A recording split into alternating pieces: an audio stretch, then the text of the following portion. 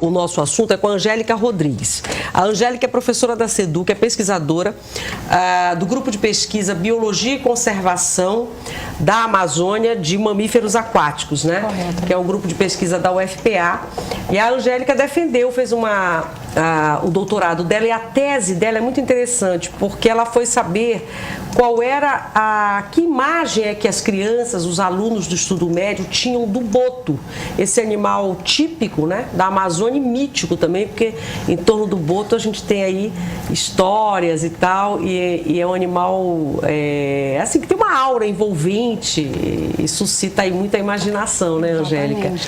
E aí eu acho que foi por isso que foi por aí que você se interessou e foi fazer essa pesquisa, né, esse estudo. Exato.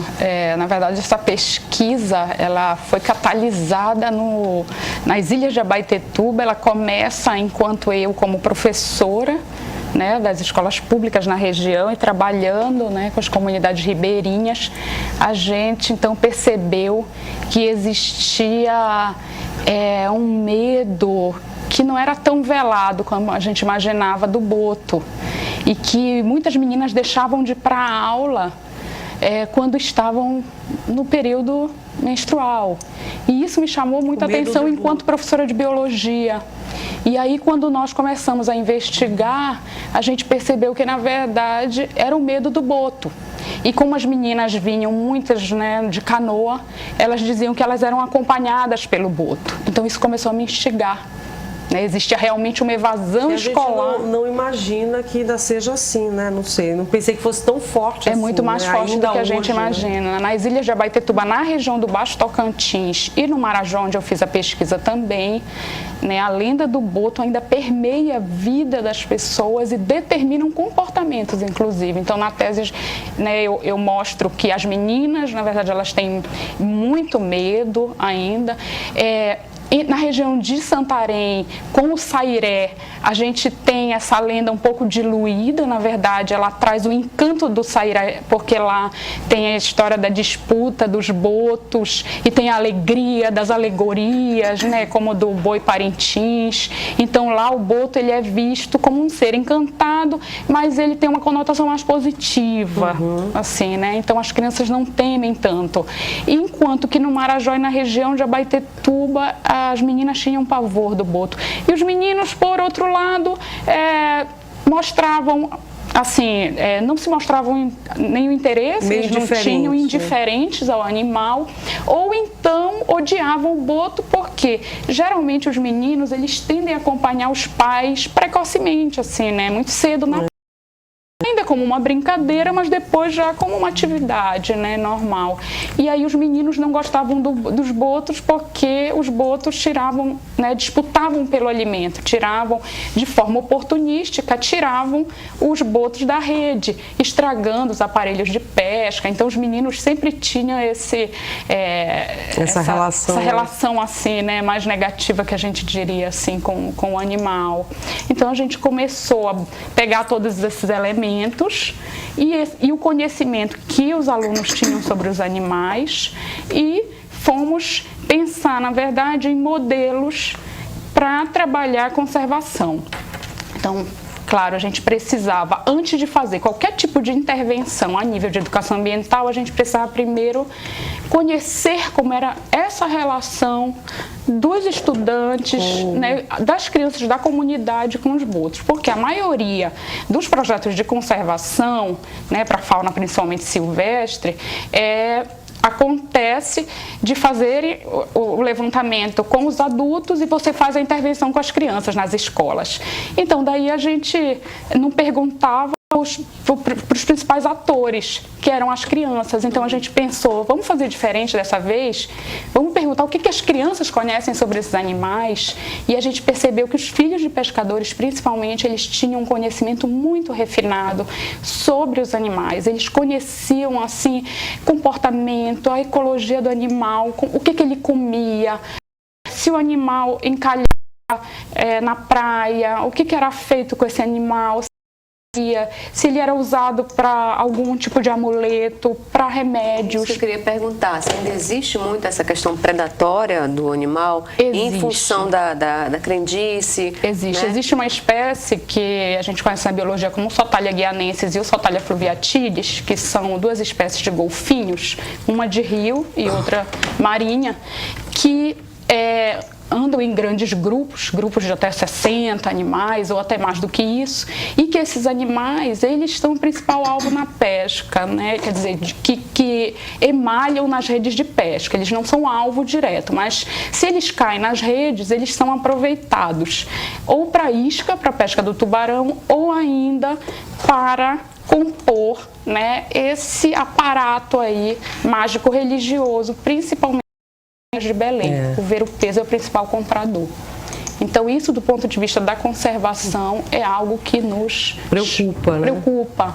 Não é nada bom, né? A gente não tem ainda dados precisos, né? A gente faz um estudo, nós temos como parceiro o Centro de Pesquisas do Norte Pesqueiro, o CEPNOR, e eles nos ajudam a monitorar, né? Nós atendemos em cales e monitoramento de embarcações para verificar quando, né, o perfil das embarcações que supostamente possam receber esses animais através dos encalhes. A Carol quer fazer uma pergunta, né, Carol? Você disse no intervalo que queria... Eu quis perguntar se você conhece a música de Valdemar Henrique, Foi Boto Sem Água. Muito, sim. O próprio, né, o Valdemar, ele relata que uma das lendas, né, juntamente com Bates, ele relata que uma das lendas mais difundidas da Amazônia é a do boto.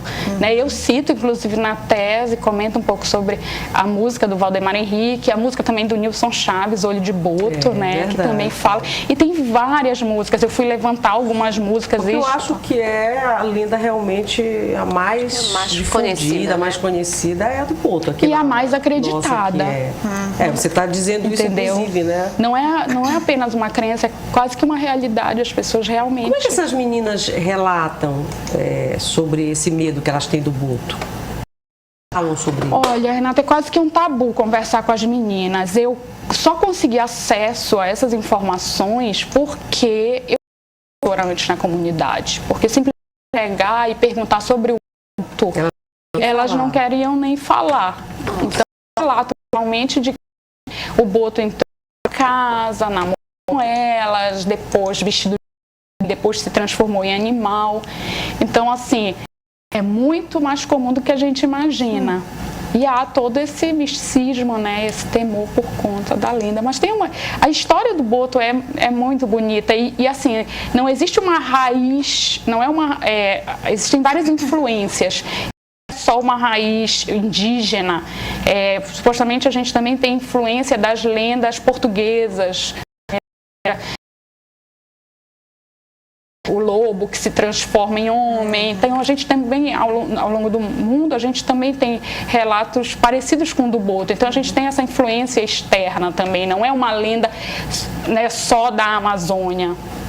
Embora a gente tenha escolhido uma espécie amazônica, mas há uma influência europeia, né, que consolidou, que construiu. E a gente tem uma matriz da lenda do boto que se transforma em homem, mas também a gente tem o boto que se transforma em homem e também o boto que se transforma em mulher para atrair o homem. Também tem essa... Também tem essa vertente. Essa eu não conhecia. Sim. Eu queria perguntar, porque a gente sabe que, por exemplo, os golfinhos estão entre os animais mais inteligentes, né, que existem. Existe alguma coisa também relativa com relação aos botos? Eles têm também um nível mais avançado de inteligência? Como é que é essa relação dele com o entorno, com as pessoas? Olha, então, um dos capítulos da tese, e que não era um objetivo inicial, mas que a gente relatou, foi a interação. Foi o primeiro relato de interações que a gente viu na Amazônia Oriental, de crianças com os botos, nadando inclusive. Talvez depois vocês tenham fotos para mostrar. Então, a gente registrou meninos, principalmente meninos, interagindo, nadando, brincando com os animais. E os animais reconheciam as crianças. Exatamente. Então, esse é o Mocajuba. esse boto aí é o boto vermelho, ou conhecido também como boto rosa. É um boto de 2 metros, 2,5 metros, né? E ele se aproximava, quer dizer, os turistas iam para observar as crianças alimentando os botos. Isso numa relação lúdica, de brincadeira mesmo, assim. Os meninos nadavam e os botos... não se aproximam, as meninas assim, não né? se aproximavam. Eu conversei com 3 meninas que elas me diziam que tinham muita curiosidade de conhecer, né, e de nadar, mas que elas tinham medo por causa da lenda. Então, e a gente também registrou em Santarém crianças também alimentando o boto, mas já em cunho mais econômico, já para ganhar algum dinheiro. Então eles colocavam um peixe numa linha e o turista paga para eles ficarem alimentando o boto. Aí a gente já tem mais uma atividade mais econômica. No caso de Mocajuba, lá na região do Baixo Tocantins, realmente é uma brincadeira que já dura pelo menos 30 anos. As crianças aprenderam com seus pais e avós. Entendi. Agora, a Carol te fez essa pergunta, eu queria que você complementasse também, já que você pesquisou, né, fez uma pesquisa sobre Valdemar Henrique, né? Exatamente. E eu acho isso interessante, porque quando eu fiz minha pesquisa, foi só sobre a lenda ligada à letra da música de Valdemar. E eu não sabia que ainda existe hoje este medo, Sim, muito difícil. Porque eu pensei que foi uma coisa do passado, ou só do povo indígena, né? E não atualmente aqui, as crianças ainda estão crescendo. Sim, crescem já sabendo, conhecendo a lenda, né? É o que a gente chama assim, ação transgeracional, né? Quer dizer, os avós contando para os pais e contando para os filhos. E eles... E ainda hoje é muito forte, né? E ainda muito forte. Só que a nossa preocupação, enquanto grupo de pesquisa, também era mostrar que existia o boto animal. E que o boto animal ele tem uma importância ecológica, né? E que ele precisava ser preservado, precisa ser preservado. Eu queria entender como é que entrou essa questão da preservação, já que existe a crendice, que é muito forte, existe a questão da convivência, né, lúdica, desde a infância, então se acaba, talvez, seja um pouco mais delicado falar dessa questão da preservação para eles, ou não? Depende, se você... Quando a gente percebe que depende da presença de algumas espécies, digamos, o boto vermelho ou o boto rosa, quando ele é presente naquela comunidade, a gente tem mais dificuldade, porque ele é o boto da lenda. Mas outras espécies, como peixe-boi, o boto tucuxi, que é o como eles chamam, aquele eles querem preservar. Então, na verdade, hoje a nossa preocupação toda é em torno do boto vermelho, que é o boto da lenda. Então, a gente tem buscado, na verdade, fazer todo um trabalho em torno, mostrando da importância ecológica desse animal, mostrando que hoje ele é abatido aos montes para atender ao mercado da pesca da piracatinga, que é um peixe que não é ainda aceito no Brasil, mas que ele é vendido para a Colômbia. Exatamente. Né? E vários animais têm sido abatidos. Isso. Tem documentários, existem campanhas já, né? Existem grupos de pesquisas voltados principalmente na região do Amazonas. Eles abatem, né, o boto e eles abatem para atrair esse outro da pesca, exatamente. Isso. Então, a gente realmente está um sinal, é o alerta vermelho que a gente diz, né? A gente ainda... Vocês trabalham nesse sentido, né? Na educação ambiental, de educação ambiental, né? Exatamente.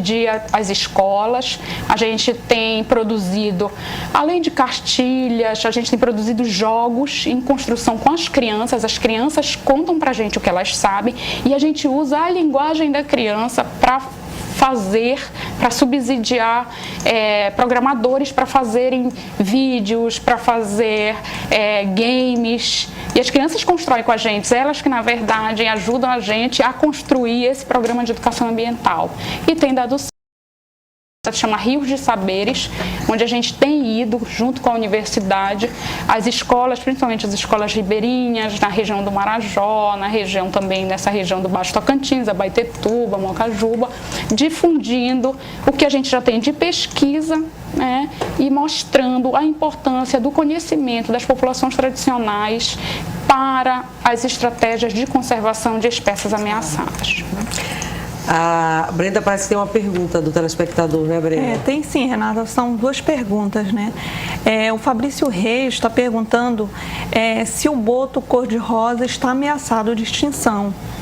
E o Pedro Paulo está perguntando se a Angélica corrigiu as pessoas que acreditam nas lendas do boto. De forma nenhuma. Eu vou começar pela última pergunta. Nós nunca corrigimos e nós nunca deixamos de acreditar. Eu mesma sou encantada pela lenda do boto. Então, a gente, na verdade, procura respeitar e conhecer a relação das pessoas, né? A gente reforça, inclusive, a importância simbólica tradição, desse animal, da nossa região. A gente, no grupo, a gente nunca pensou em tentar desmistificar.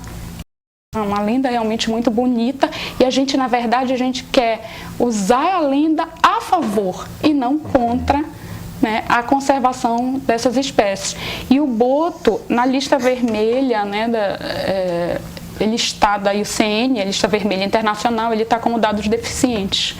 Mas a gente, na verdade, precisa rever alguns dados, a gente precisa aumentar o campo de monitoramento para a gente conhecer as populações e saber se de fato esse animal já estaria no status de conservação mais vulnerável ou mais ameaçado. Porque quando o telespectador quando fala corrigir e tal, acho que sempre me lembra um pouquinho a questão do Papai Noel com as crianças, né? Assim, você tem que dizer a verdade, o porquê, né? É importante dizer... tirar isso da cabeça da criança, mostrar a realidade. No caso de vocês trabalham com isso porque pode ser bom até pela questão ambiental, exatamente, né? E não ter que dizer para a criança, olha, isso não existe e tal. Não. Porque, não sei, acho que seria até antipedagógico, digamos assim, né?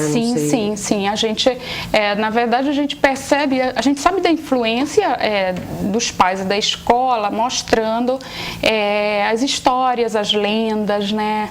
Os costumes que naquela região. E, na verdade, a gente só tenta mostrar para eles o outro lado, o lado biológico, ecológico da espécie.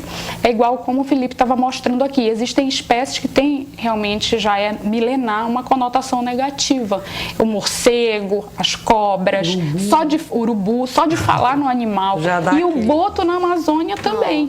Tem essa conotação um pouco negativa. Ou as pessoas não sabem que existe o boto animal e quando a gente fala em boto, as pessoas dizem... é uma coisa meio encantada, né? É um encantado. Na verdade, ele faz parte dos encantados. Dos encantados. Mas aí, como não existiam pesquisas...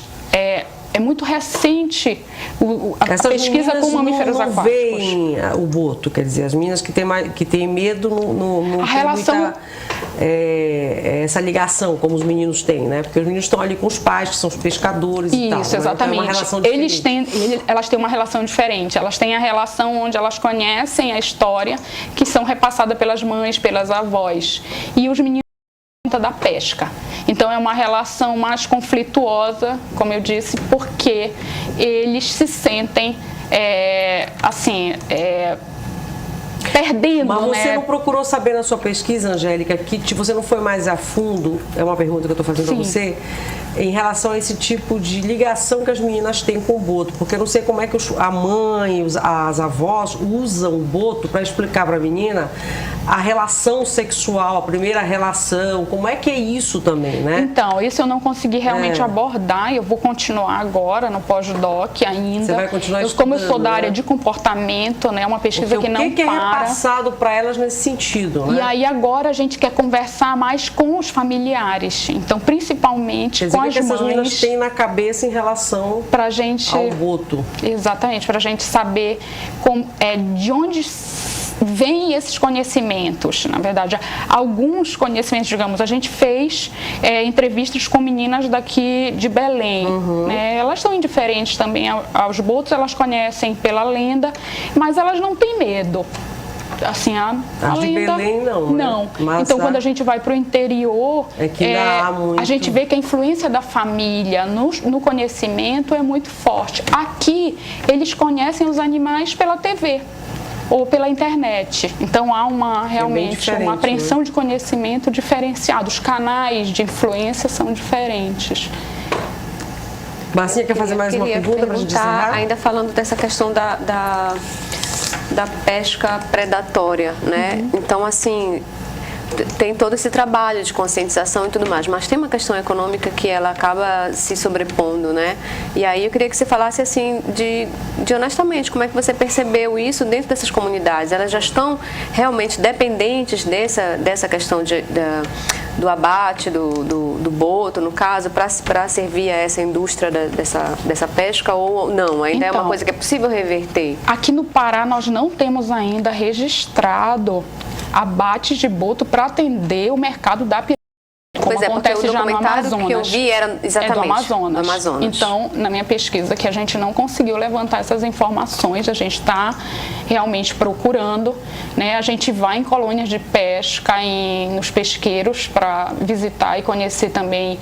Existe um trabalho de mestrado também, que é do nosso grupo, de uma aluna, que ela faz a interação da pesca com os botos, e aí a gente vai perceber com o trabalho dela quando é que o boto ajuda na pescaria, ele coopera, ou então quando ele atrapalha. E aí ele pode ser realmente assim, ameaçado, ele pode vir a ser ameaçado por conta desse comportamento, né, dessa atividade. Angélica, para a gente encerrar esse bloco, a Brenda tem mais uma pergunta do telespectador, e aí a gente encerra com essa tua resposta, né, Brenda? O que a gente tem mais? Isso, é o José Bastos.